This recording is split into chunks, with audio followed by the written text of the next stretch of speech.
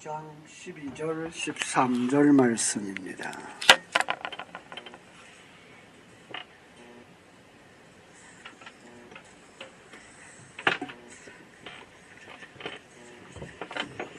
마태복음 6장 12절 13절 찾으셨으면 같이 읽습니다.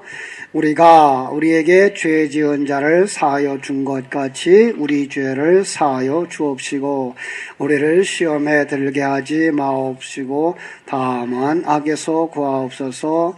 나라와 권세와 영광이 아버지께 영원히 있사옵나이다. 아멘.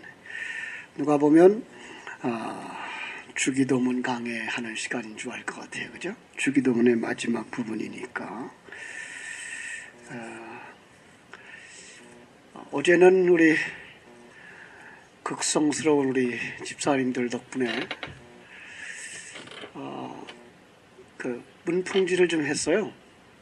그래서 옆에다가 그 10mm짜리 두꺼운 스티로폼을 두들겨서 이제 박았어요. 좀 덜 춥죠? 확실히 좀 덜 추운 것 같아요. 거기 있을 땐 덜 추운데 이제 여기 오니까 추워요. 가만히 보니까 이쪽 뒤에 문이 다 허당이에요. 저 뒷문을 보니까 철문이 녹이 나가지고 열어져 있어요, 반이. 이것도 이제 마저 막아야 되겠고요. 주일 토요일 날 우리 남전도에서 위에층을 못했어요, 저희들이. 어제 이렇게 부목사님이랑 우리 집사님들 하시다가 위에층에는 이제 우리 남전도회가 사다리 타고 하신다 그러니까 주일날은 이제 좀 따뜻할 거예요. 얼마나 감사한지 모르겠어요. 자, 그래서 우리 교회가 또 오늘도 이렇게 한 자리에 모여서 같이 예배하는 귀한 시간. 감히 설교 시간에 이제 뒤에 온풍기를 꺼보자 그랬어요. 얼마나 추울지 이제 견뎌보자 이거죠. 이제 한번 잘 견뎌봤으면 좋겠습니다. 우리 박도한 집사님 선교헌금 11조헌금 드렸습니다. 한번 기도하고 말씀 나누겠습니다. 고마우신 아버지 우리 하나님, 크신 은혜와 사랑을 감사합니다. 주님의 사랑하심을 입은 귀한 자녀들 주의 성전에 나올 때에 또 이렇게 11조와 선교헌금 준비한 손길이 있습니다. 하나님께서 기억해 주시고 갚아주시고 축복해 주셔서 저희들의 삶이 더 아름답고 윤택하고 풍성해지게 하여 주시옵소서. 아버지, 이 시간 종으로 하여금 이 말씀을 통하여 이 시대 우리에게 주시고자 하시는 말씀을 담대히 선포할 수 있도록 은혜 주시옵소서. 예수님 이름으로 기도하옵나이다. 아멘. 오늘 죄를 사하여 주시는 것을 믿사옵나이다 라는 부분이죠.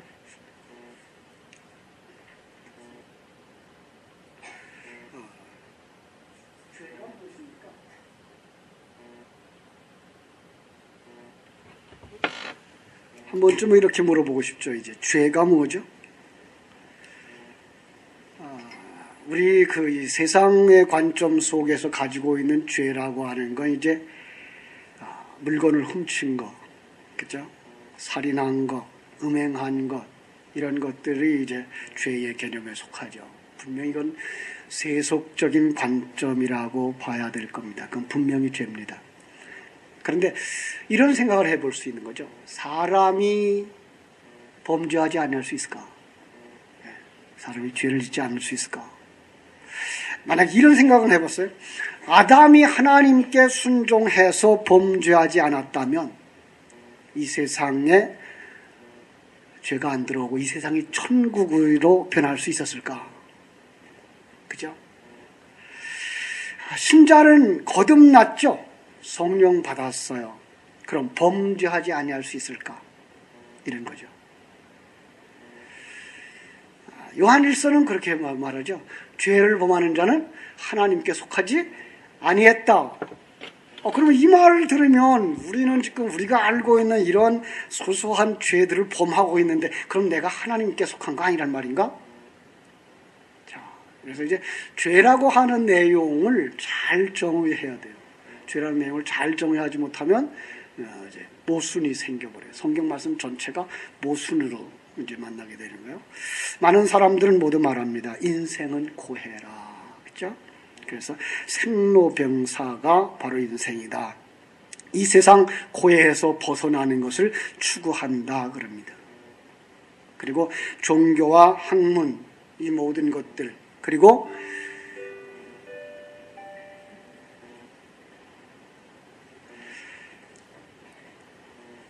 종교와 학문, 과학, 철학, 심지어 보통 사람들이 추구하는 그 목적이 뭐죠? 행복이죠. 그죠? 그런데 그 행복이 무엇일까라는 거. 이거를 우리가 정말 정상적인 그 성경적인 단어로 정의를 해놓지 않고 세속적인 개념을 그냥 가지고 들어가서 성경을 해석하자 그러면 이게 참 문제가 참 많습니다. 안 됩니다. 성경 풀어지지가 않습니다. 공부를 많이 한 사람, 백만장자, 그들은 행복할까요? 그 전에 그 선풍기 아줌마라는 영상을 보신 적 있죠?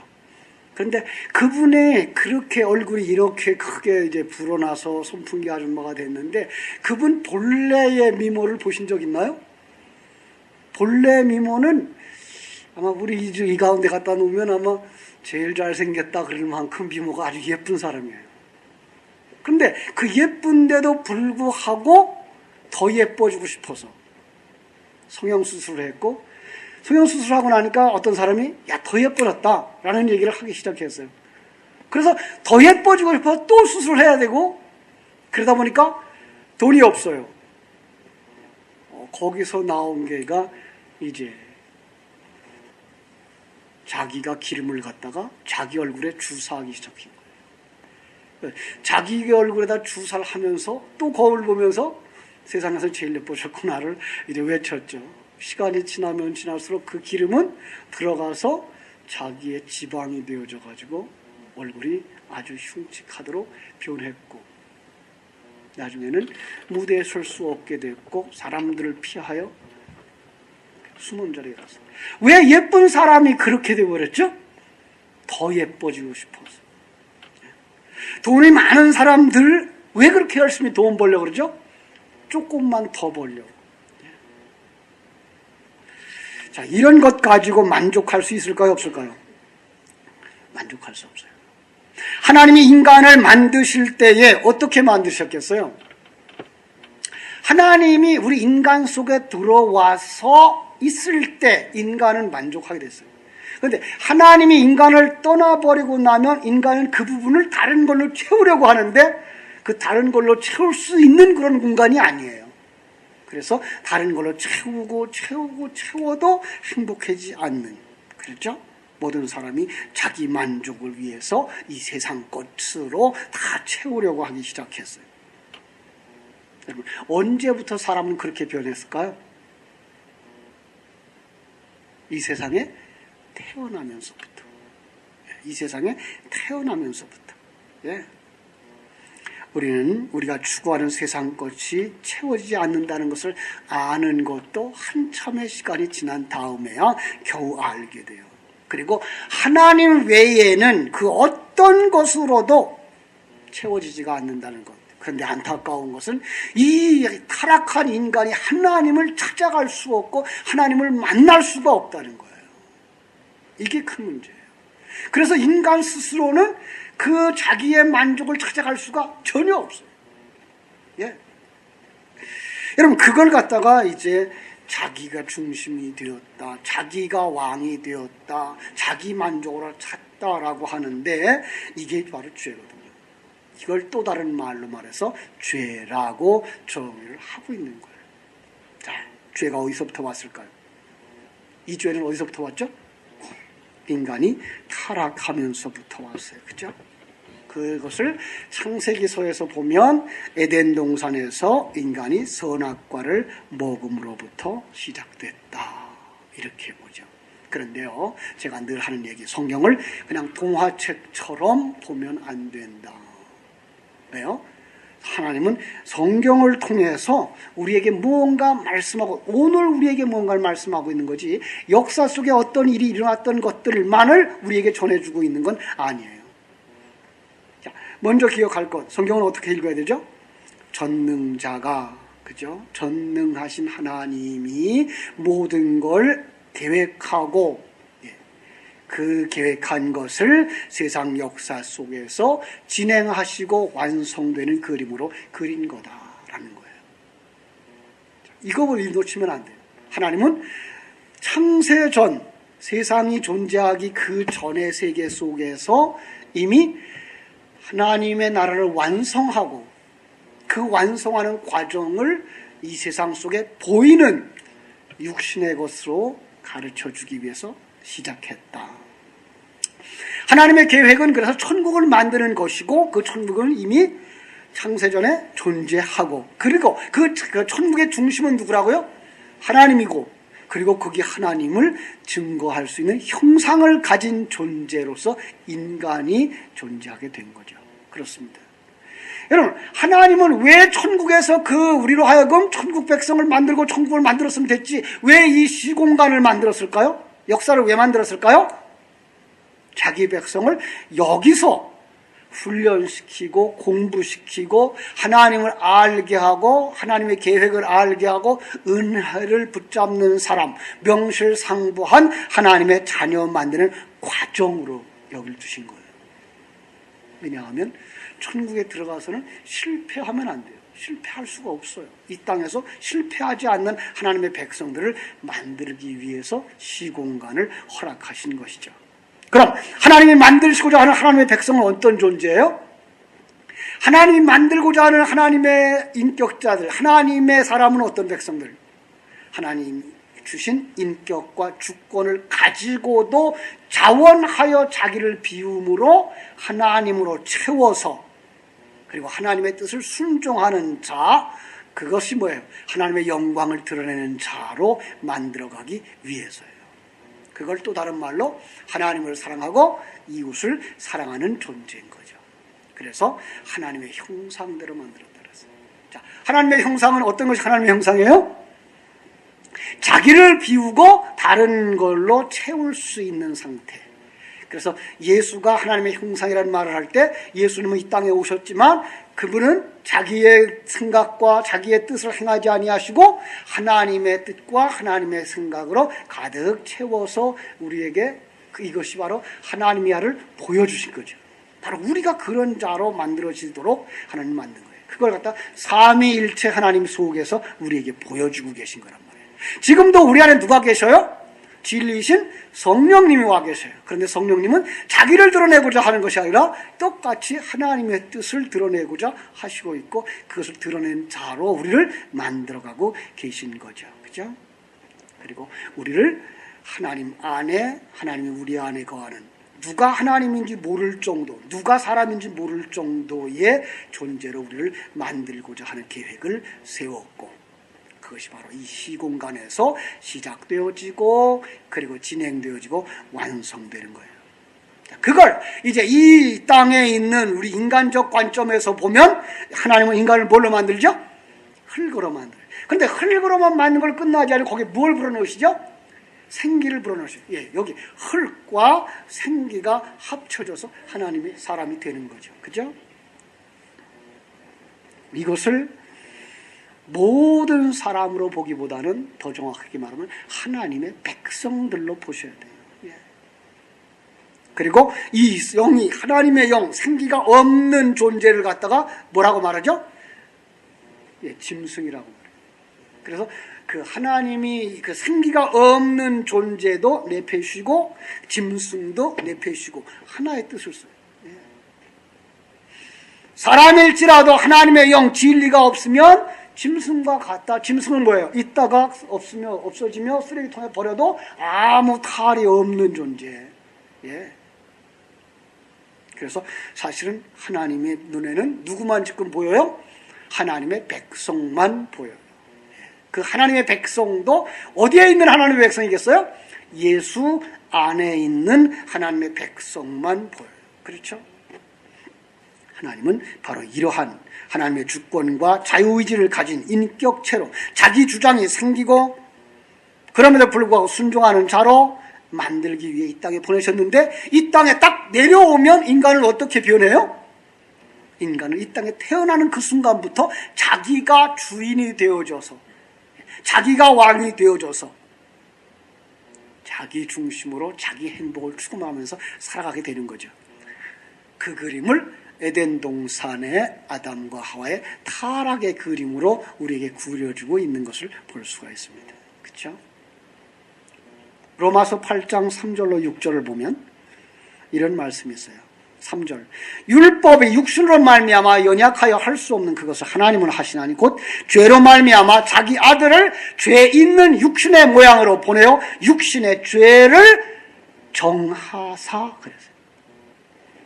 예수를 이 땅에 보내어서 어떻게 정했다고요?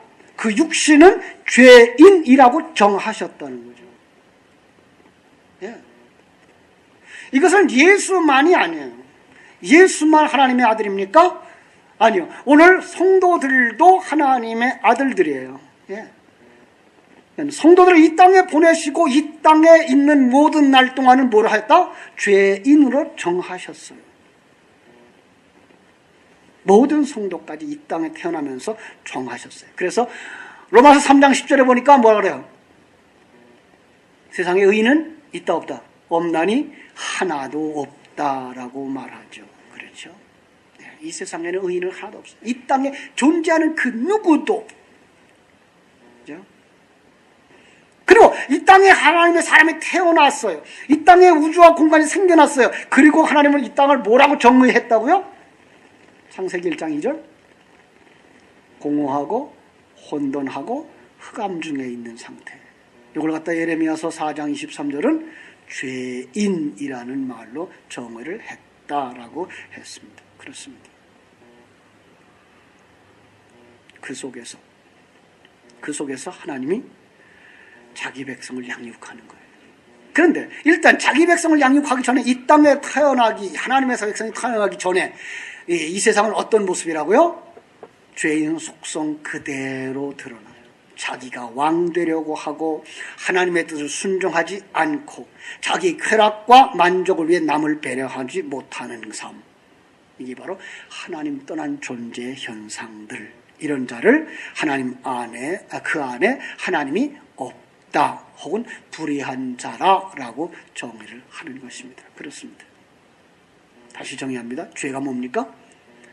죄가 피조물이죠. 하나님이 지은 인간이니까 피조물이 하나님이 창조 목적을 버린 것. 그렇죠? 하나님의 창조 목적을 잃어버렸어요. 하나님의 은혜를 떠났어요. 그러자 그 속에 하나님의 생명이 없어요. 자, 이게 죄예요. 첫째로 하나님의 창조 목적을 떠났어요. 창조의 목적이 뭐예요? 인간을 왜 창조했어요? 하나님의 영광을 위하여. 그래서 이사야서는 그렇게 말이죠. 하나님 내 영광을 위하여 창조한 자를 오게 하라. 그렇죠? 하나님의 백성들이. 하나님은 하나님의 영광을 드러내야 돼. 어떻게 하나님의 영광을 드러내요? 나 있는 모습 그대로예요. 그게 뭐예요? 자기 비움이에요. 자기 비우면 그 속에 누가 차요? 하나님이 차요. 그러면 그 유리 밖으로 그 속에 있는 색깔이 그대로 드러나고 그게 바로 하나님의 영광인 거예요. 그러니까 여러분의 모양 그대로예요. 제가 늘 예로 드린 것처럼 들국화는 들국화대로 피어있는 것이 하나님의 영광이고 백합꽃은 백합꽃을 피워야지 하나님의 영광을 드러내는 거예요. 들국화가 장미꽃이 되려고 성형수술을 했다. 될까요? 안 될까요? 될 수가 없죠. 그런데 오늘 이 세상에서는 경쟁하면서 그렇게 돼보려고 노력하니 얼마나 힘들겠어요. 그래서 주님은 뭐라 그래요? 수고하고 무거운 짐진 자들아 다 내게로 오라. 내가 너희들의 시선을 바꿔줄게. 그래서 시선이 바뀌어서 나는 본래 국화구나. 국화로 그냥 피워서 국화 향기 내면 되는 거구나 라고 하면 무거운 짐은 벗어지겠죠. 그렇죠? 그런데 그걸 요구하려고 쫓아가고 있는 것들이 죄라 말이에요. 그게 하나님 창조한 목적을 잃어버린 것이고 그리고 하나님이 나에게 주신 은혜, 그 은혜로 감사하면 되는데 왜 국화꽃이 국화향기를 안 내려고 백합꽃 향기를 내려고 그래요? 네, 하나님 내게 주신 은혜가 있다고요. 남자는 남자에게 주신 은혜가 있고 여자는 여자에게 주신 은혜가 있다고요. 그냥 남자는 남자대로 사세요. 여자는 여자대로 사세요. 우리는 뭐 성을 바꾼 사람 없으니까.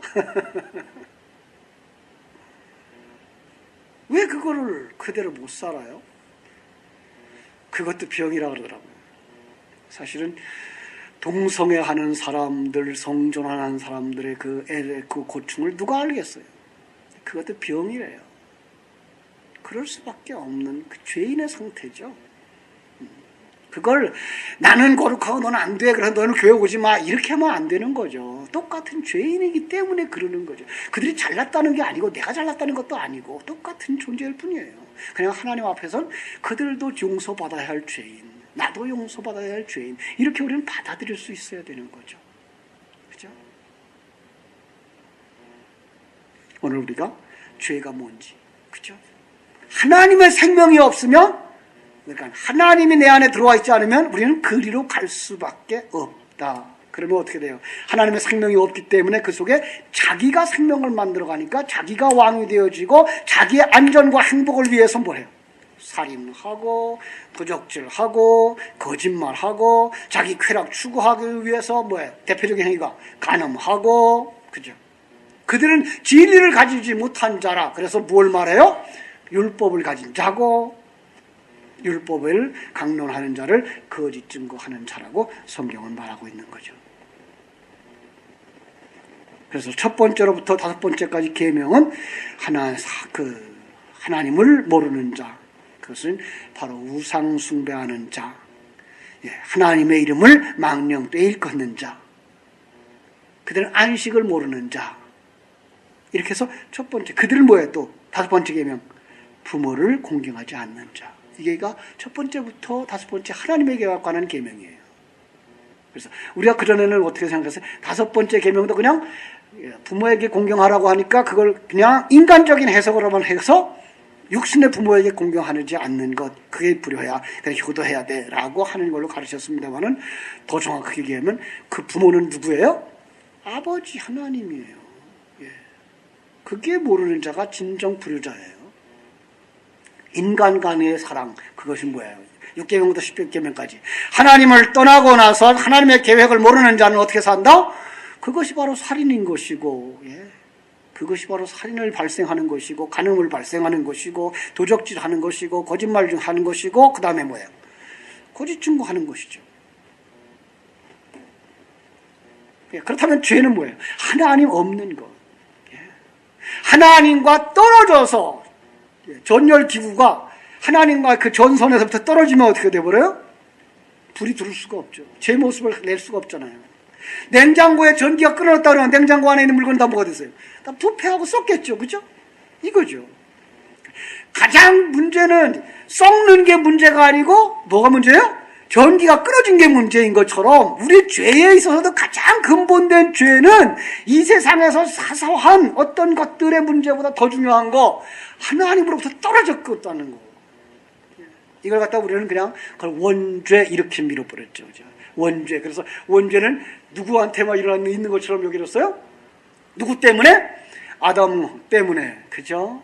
아담 때문에 지은 죄, 이게 원죄야. 그리고 나는 그것과 관계없이 그냥 내가 죄인이 돼서 자범죄를 짓는 것, 요것만 생각해서 우리 회개하면 뭘만 생각해요? 요것만 생각하죠. 진정한 회개는 하나님으로부터 떨어져 있는, 진리로부터 떨어져 있기 때문에 우리가 진리를 이해하지 못하고 살아가는 것들, 이것 때문에 우리가 여기서 크고 작은 죄들을 범한단 말이에요. 하나님의 생명이 우리 속에 들어오지 아니하고 하나님의 생명이 우리 가운데 충만되어지지 아니하기 때문에 우리는 뭐해요? 나를 위해서, 나를 지키기 위해서 남과 경쟁해야 되고, 거기서 다른 사람을 미워하는 것, 그게 살인하는 것이고, 자기를 위하여 그걸 추구하는 것, 간음하는 것이고, 결국은 도적질하고 거짓 증거하고 거짓말하고 파당짓고 그러는 거죠.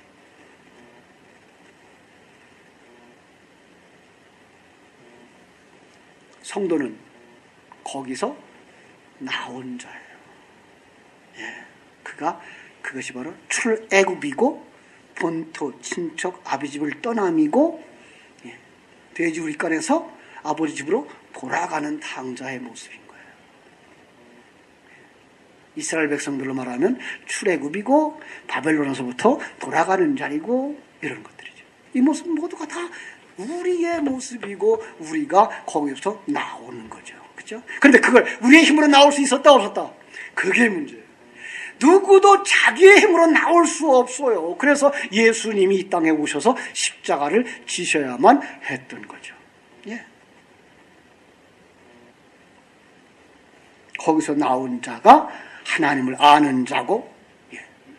거기서 나온 자가 은혜가 무엇인지 아는 자고, 거기서 나온 자가 그 진리가 없으면 내가 못 살아요를 알아서 지난 주일 설교 말씀처럼 심령이 가난한 자고,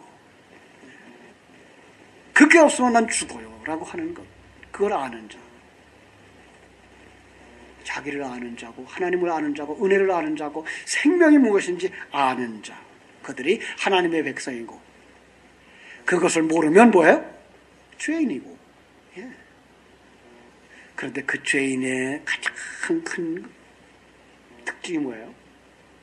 가장 큰 특징, 죄인의 가장 큰 특징은 하나님을 떠나서 자기 힘으로 그 문제를 해결하고 나가 하나님을 만날 수 있는 자격도 능력도 없다는 거죠. 그래서 성경이나 교회가 말하는 죄는 윤리, 도덕, 사회법상 성결한 삶을 추구하는 것이 아니에요. 그 죄를 벗어나자라고 말할 때 우리는 곧바로 그냥 윤리, 도덕, 사회법상의 성결한 삶을 추구하거나 그런 사람들이 모이는 곳이 아니에요.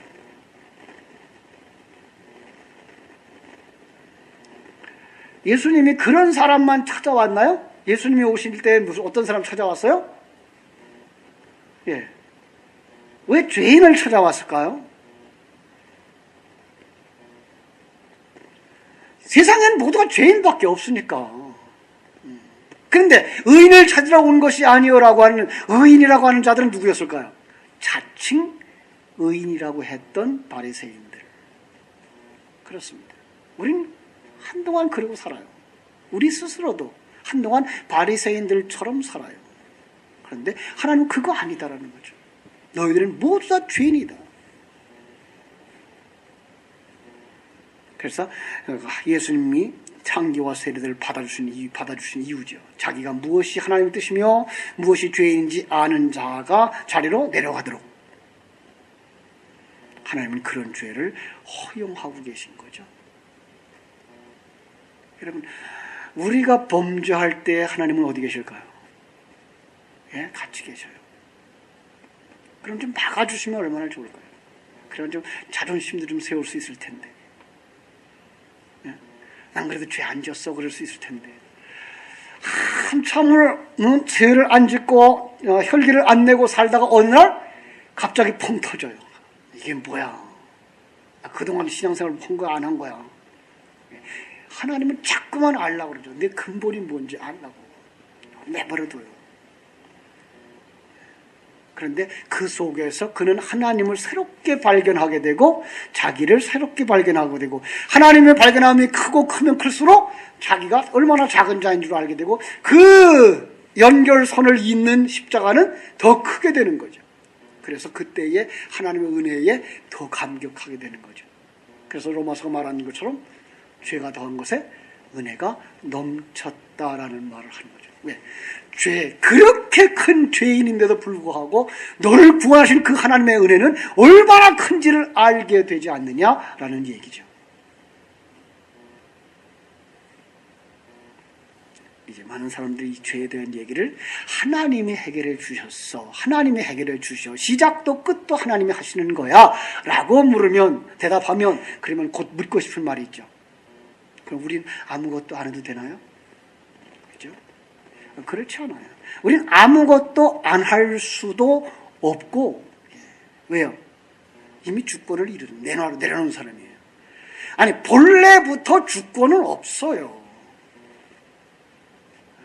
이전에는, 예수 믿기 전에 주인은 누구였어요? 사단이었어요.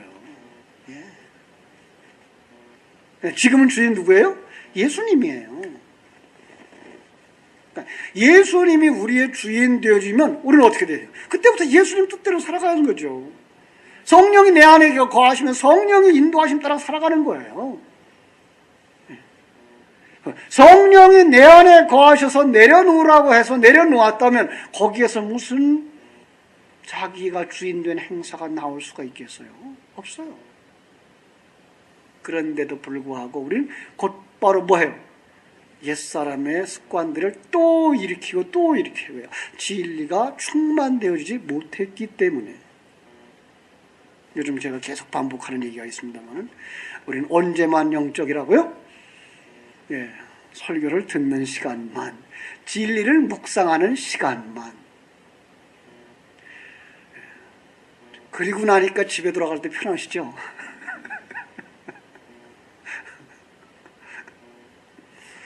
이제 충돌하고도 부부싸움하고도 편하실 거예요. 아직도 옛사람이 이렇게 남아있어서 그렇구나. 예, 맞습니다. 그렇게 편하셔야 됩니다. 그런데 그 편하심만 있으면 안 되고 이건 아닌 대로 가셔야 되죠. 이건 아닌데. 하나님 이건 아니시잖아요. 내가 예수 그리스도의 사람으로 예수 그리스도의 영광을 드러내기 위해서 이게 나오면 안 되잖아요. 이걸 다스려 주세요. 이게가 예수 안에 있는 자들의 회개예요. 예. 그리고 계속해서 그게 아닌 것에 대한 답을 어디서 찾아야 돼요? 진리 안에서 찾으셔야 돼요. 진리로 그걸 보충해내고 예수 그리스도의 피로 씻어버려야 돼요. 예. 그리고 진리로 이게가 충만되어질 때에만 그건 다시 오질 않아요. 그게 충만되어지지 않고 정리되어지지 않으면 또 나오죠. 또 나와요. 예, 그 참 찔기게 나와요. 그래서 전에도 그런 얘기를 한 적이 있는데 우리 그 친구 목사님들 가운데에서 이제 이런 얘기를 한 적이 있어요. 목사님 목회하다가 한 3, 40명 돼서 괜찮은데 한 50명쯤 넘고 나서 뭐 장로님 세우고 나니까 문제가 생겼어요. 근데 그 문제를 해결하고 거기 위해서 목회를 하셔야 되는데 그걸 내버려두고 또 떠나시는 분이 있더라고요. 안 된다. 당신 떠나면 어디 가서든지 똑같은 일을 또 만난다. 왜? 당신의 그 문제가 거침돌이고 그 문제 해결하지 않으면 성장하지 못하기 때문이다. 예. 돈의 문제로 문제가 된 사람은 피한다 그래도 똑같이 돈의 문제가 또 걸려요. 이성 문제로 걸린 사람들은 자리를 옮긴다 그래도 똑같이 이성 문제가 걸려요. 예. 거기서 그 문제를 해결하고 넘어가야 돼요. 성장하실 수 있어요. 그래야만. 우린 연약한 자들이에요. 옛사람은 아직도 죄에 길들여져 있기 때문에 그래요. 그런데도 불구하고 이제 대표성의 원리를 가지고 성경은 설명하죠. 그죠? 대표성의 원리. 자, 우리 한번 대표자를 찾아볼까요? 성경의 대표자가 누구예요? 아담. 그리고 또 하나는 예수. 자, 우리 한번 로마서 5장 12절 가서 읽어보겠습니다. 로마서 5장 12절.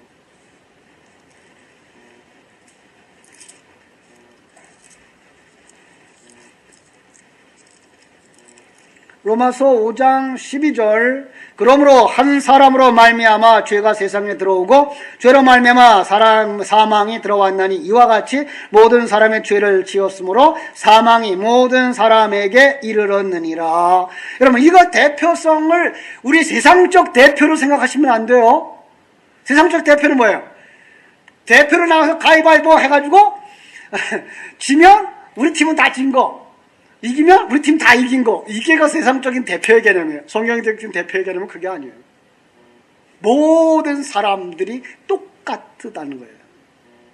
아담은 그 중에 한 사람으로 기록되어져 있을 뿐이다라는 거예요. 잘 들으세요. 그런데 왜 이걸 대표성으로 계속 설명하느냐 하면 예수 그리스도를 대표로 세워놓기 위해서 그래요. 그래서 이제 곧바로 로마서 5장 19절은 이렇게 말하죠. 19절. 한 사람의 순종하지 아니함으로 많은 사람이 죄인 된 것 같이 한 사람이 순종하심으로 많은 사람이 의인이 되리라. 그렇죠?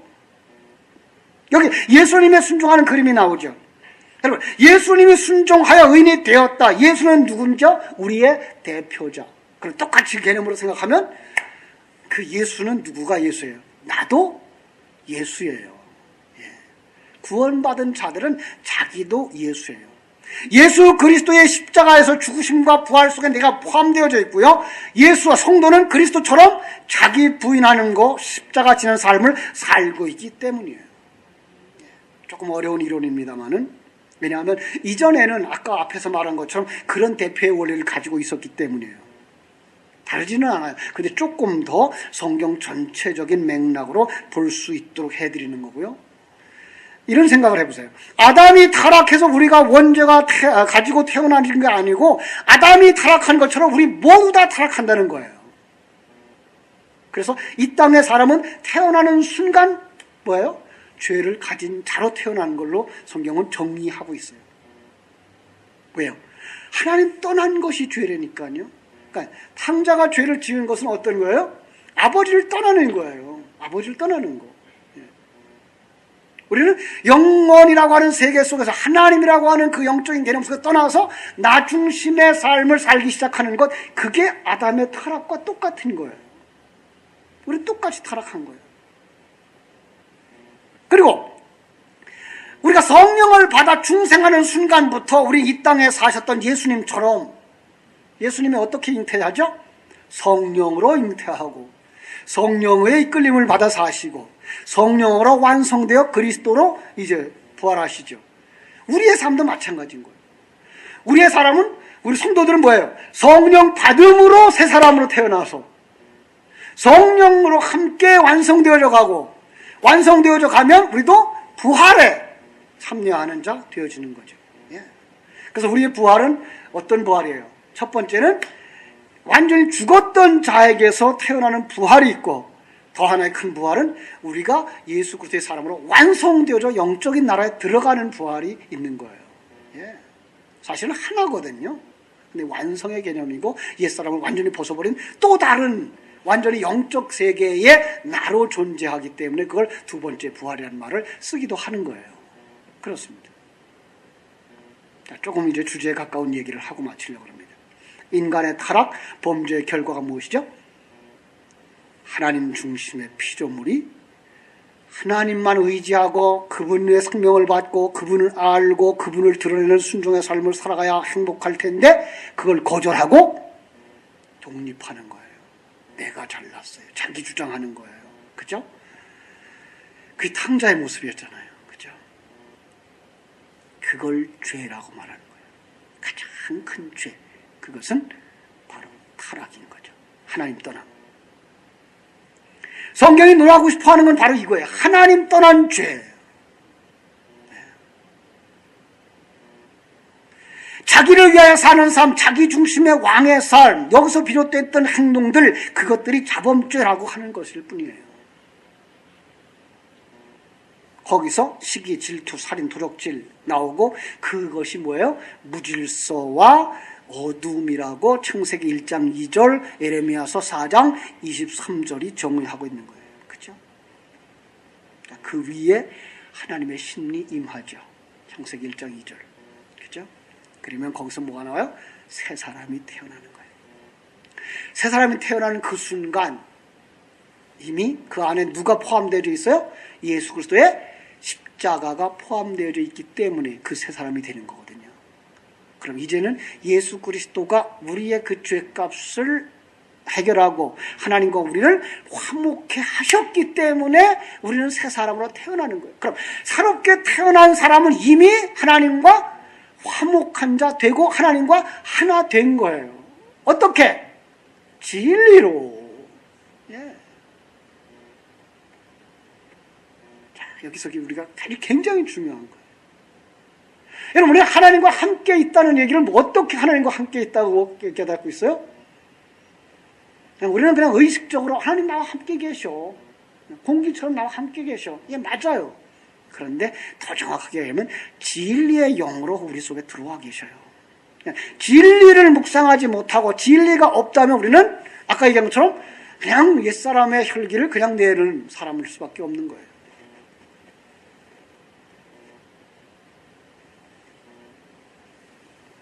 그가 하나님과 화목한 사람이고 그가 예수 그리스도의 의를 덧입은 사람이에요. 덧입었으니까 하나님께 나가죠. 그죠?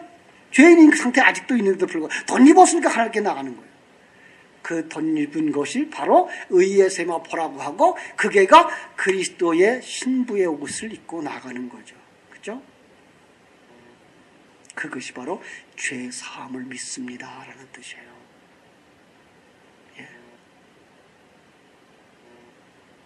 그리고 가장 중요한 죄 사함은 바로 여기에 있는 거예요. 성경에 이런 말씀이 있죠. 성령 회방죄는 사함을 받지 못한다 그러죠. 다른 죄는 다 사함을 받는데 성령 회방죄는 사심을 받지 못한다. 다른 죄는 다 사함을 받아요. 어떤 죄까지? 살인죄까지 다 사함 받아요. 뭐 때문에 일어난 죄이기 때문에? 하나님 떠남으로 말미암아서 일어난 죄이기 때문에 이건 다 사함 받아요. 그런데 성령을 거역하는 건 뭐예요? 이 부분이 연결되어지지 못한 걸 성령 거역죄라고 보는 거예요. 하나님과 연결만 되어지면 이건 그 다음부터는 이 안에서 일어나는 그것들은 자연적으로 없어지게 돼 있어요. 성령이 우리 안에 들어와서 자기의 모습을 찾는 순간부터 우리는 자기 욕심을 내리지 않을 수 있어요. 자기를 위해 살지 않을 수 있어요. 성령께서 안에서 운행하기 때문에 다른 사람을 향하여서 저주하지도 심판하지도 아니할 수 있어요. 이건 차차 이루어지는 거예요. 이것들은 언제 우리가 주님 앞에서 이건 아닌데요, 용서해 주세요 라고 하면 그대로 사함받는 거예요. 그건 내 안에 있는 진리가 정리해 주는 거예요. 우리에게 있어서 가장 중요한 건 하나님과의 연합인 이 죄예요. 이 죄가 예수 그리스도 안에서 사함받은 것이 바로 여러분과 나라고 하는 사실. 여러분은 이미 하나님과의 관계에 있어서 해결되어졌기 때문에, 합해졌기 때문에 이게가 뭐예요? 화목한 거라고요. 하나님과 우리가 화목한 것이고 하나님과 우리가 뭐예요? 하나 된 거라고요. 어느 만큼 하나 된다고요? 또 밀가루와 물이 반죽되어져서 하나 되어지면 물을 따로 떼낼 수 있어요? 없어요? 없어요. 그 정도로 하나님과 하나 되어지는 관계예요. 이미 그게 이루어진 자들이 성도예요. 그런데 그 속에서 이제 밀가루를 분해내야 되죠. 옛사람이니까 벗어버려야 되니까. 그 밀가루를 분해내려면 쉽겠어요? 안 쉽겠어요? 밀가루만 떨어져 나올 수 있을까요? 이게 힘들어요. 이게가 영적 싸움인 거예요. 그런데 이거는 이 부분이 해결되어지면 차츰차츰 어떻게 컵 속에 공기가 빠져나가듯 우리 속에 진리가 충만되어지고 또 이렇게 종급되어 또 충만되어지면 자동적으로 옛사람과 옛 속성들을 떠나서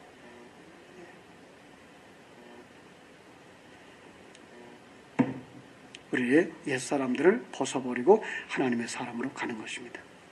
그 최초의 죄사함의 모습이 어디에 있는지 아세요? 창세기 3장 15절이에요. 그걸 보실 수 있어요. 죄사함 어떻게 받아요?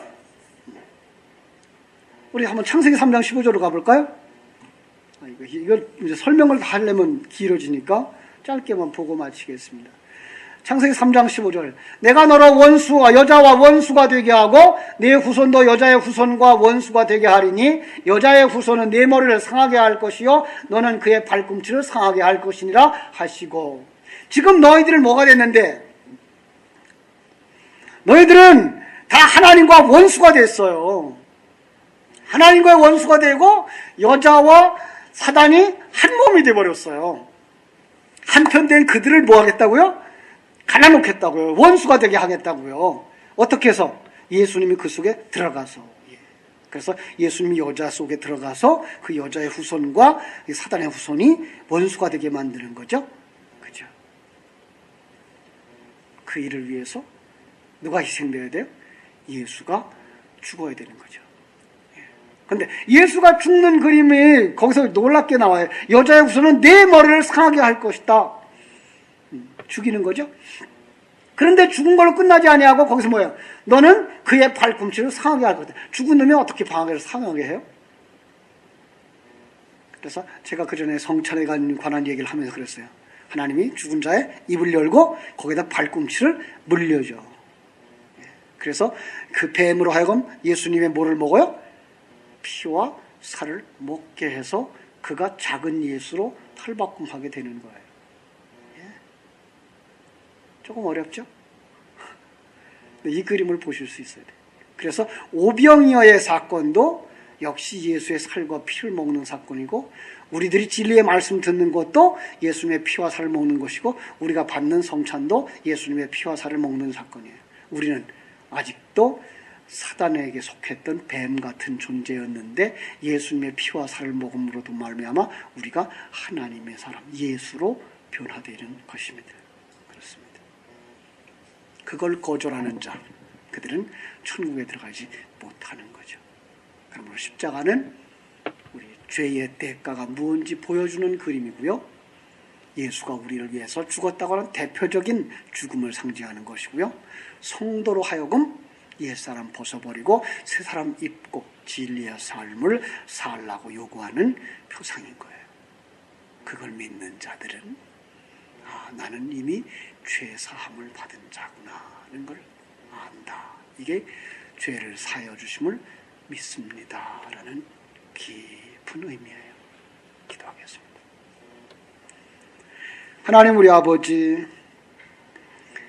이 땅에 태어난 모든 사람들이 이렇게 선악과를 먹은 아담과 같이 자기가 왕 되어지고 자기 중심적인 판단을 가지고 외적인 판단으로 세상을 판단하는 자들의 삶을 살아갑니다. 그런데 그 속에 하나님께서 찾아오셔서 자기 백성들의 심령 속에 생명 주시고 그들에게 입을 열어 주님의 발꿈치를 물려 그들을 하나님과 화목시켜 주심으로 말미암아 이미 우리가 하나님과 갈라졌던, 하나님을 떠나버렸던 이 큰 죄를 사하시고 하나님 우리와 화목되신 것을 보여주고 계심을 감사합니다. 오늘 우리들은 죄사함을 믿습니다라는 이 말씀 속에 이 큰 의미가 속하여 우리가 죄사함을 받은 사람인 것을 믿는 믿음이 있게 하여 주옵소서. 이 사람만 자기가 이 땅에서 살아가면서 저지르는 것이 죄인 것을 또다시 알게 됩니다. 그리고 이렇게 살아서는 안 된다고 하는 것을 다시 한번 깨닫고 주님의 십자가 밑에 내려놓고 주님 우리의 죄를 용서하여 주시옵소서라고 기도할 때 주님께서 십자가 위에서 흘려신 보혈의 피로 씻으시고 진리와 생명의 말씀으로 씻어주신 줄 믿사옵고 감사를 드립니다. 주님, 당시의 사람 귀한 자들이 어떤 환경 속에서도 자신이 하나님 앞에 속죄함 받은 은혜 받은 하나님의 백성인 것을 잊지 말게 하시고 늘 믿음 안에 승리하고 완성되어질 그날을 바라보고 죄악과 싸워 이기는 하나님의 귀한 자들이 다 되게 하여 주시옵소서. 예수님의 이름으로 기도하옵나이다. 아멘. 304장 찬송드립니다.